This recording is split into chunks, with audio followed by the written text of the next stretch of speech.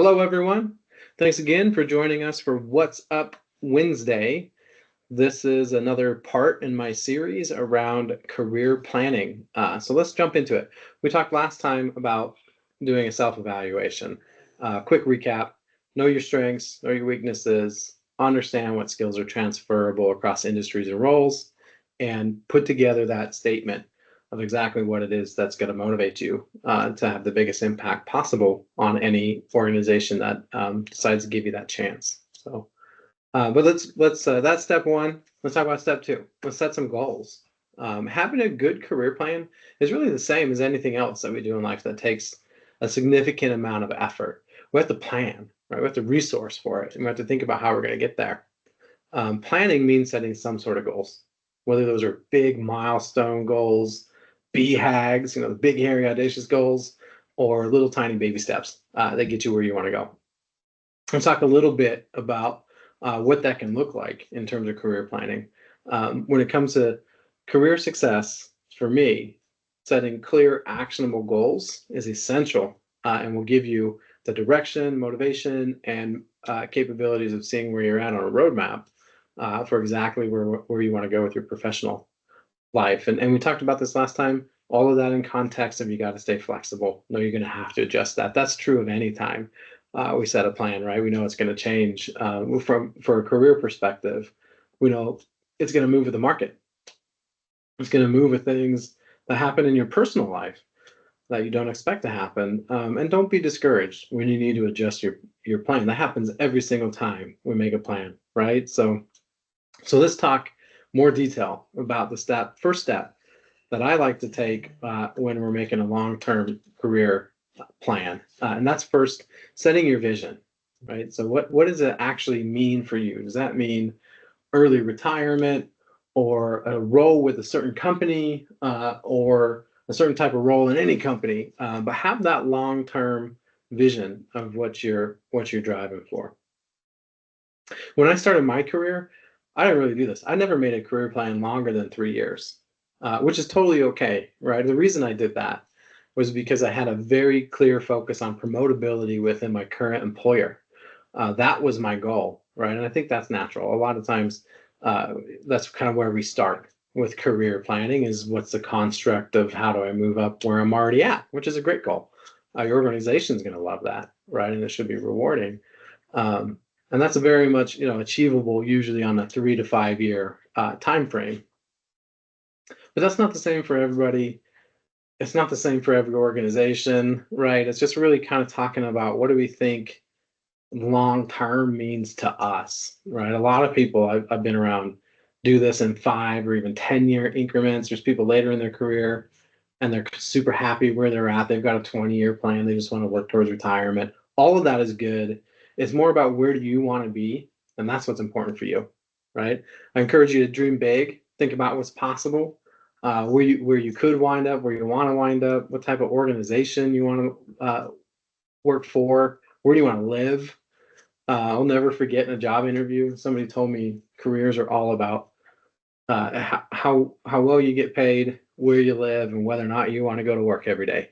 And if you get two of those things, you should probably be hypercritical before you make any change. If you get all three, probably never want to change. But like, that kind of stuff, right? That's super important. Write that down. Where do you want to be? What do you want to do?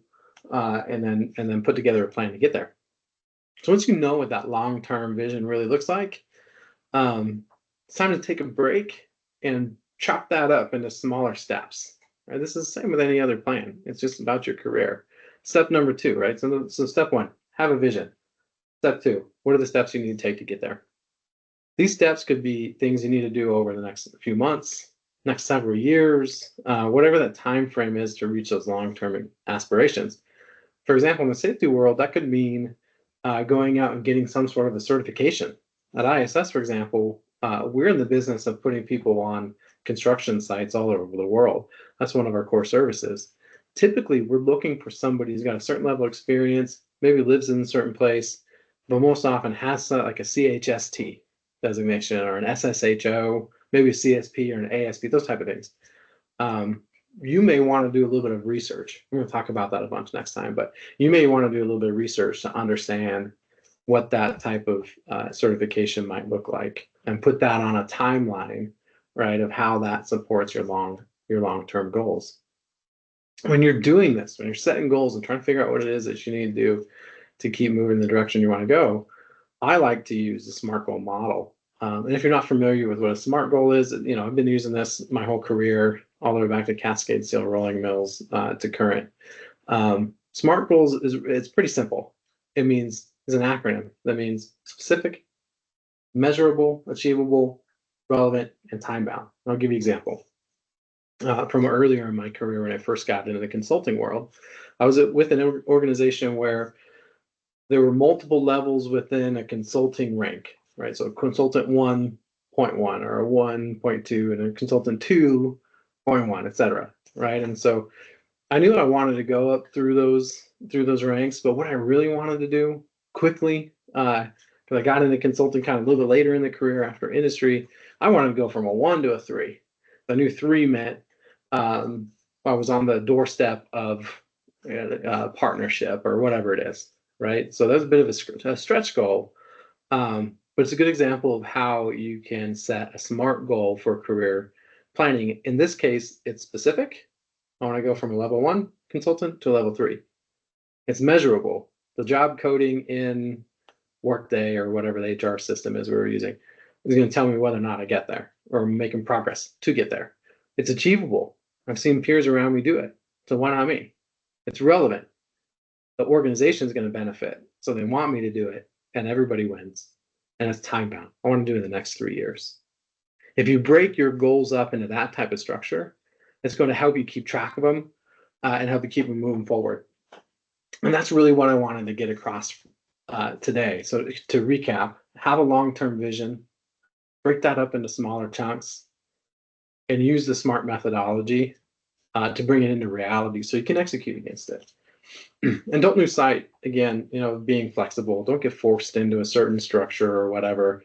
Everything is subject to change. So just know you're going to see stepping forward, stepping aside, stepping back, like we talked about a couple iterations ago, and be adaptable, because that's all going to change based on what happens in the market, in the professional world, and in your personal world. So that's what I want to leave you with today, and I'll see you next time on What's Up Wednesday.